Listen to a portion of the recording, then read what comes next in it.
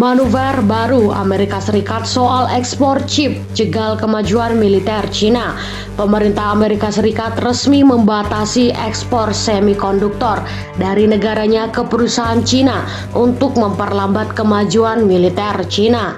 Namun sebelum itu kami ingatkan untuk penonton setia Kompas Militer agar menonton video ini sampai akhir dan tidak terjadi selisih paham. Perang dagang antara dua negara adidaya superpower dunia, Amerika Serikat dan Cina, semakin memanas. Yang paling baru, Amerika Serikat resmi membatasi ekspor semikonduktor dari perusahaan Amerika Serikat ke perusahaan Cina mulai Jumat 14 Oktober 2022. Kebijakan ini diambil sebagai upaya Amerika Serikat mencegah teknologi bikinannya digunakan untuk memajukan kekuatan militer Cina. Menurut pemerintah Amerika Serikat, komponen semikonduktor yang diekspor dari perusahaan AS ke Cina bisa dirakit di sana dan dipakai untuk kepentingan militer Cina.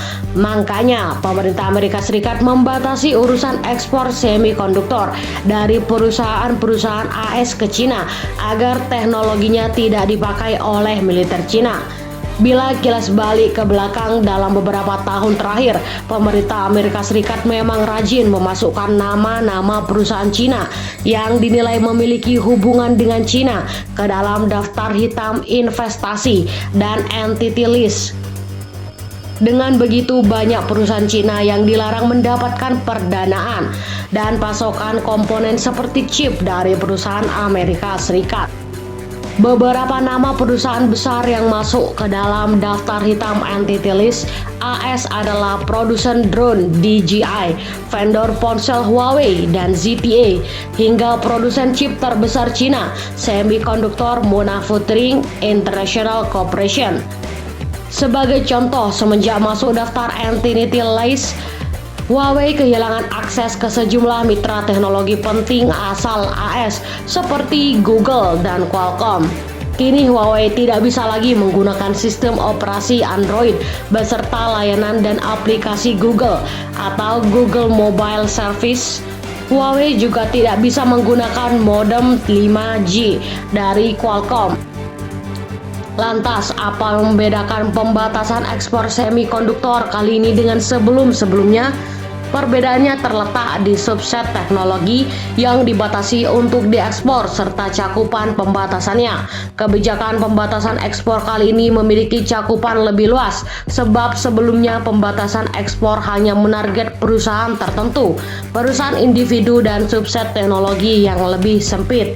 Dengan pembatasan ekspor semikonduktor ini, perusahaan Amerika Serikat termasuk para produsen chip harus mendapatkan lisensi atau izin dari Departemen Perdagangan Amerika Serikat untuk mengekspor chip yang digunakan dalam komputasi kecerdasan buatan, artificial intelligence, dan superkomputer canggih ke semua perusahaan Cina, sebab AI dan superkomputer menjadi teknologi penting untuk sistem senjata modern.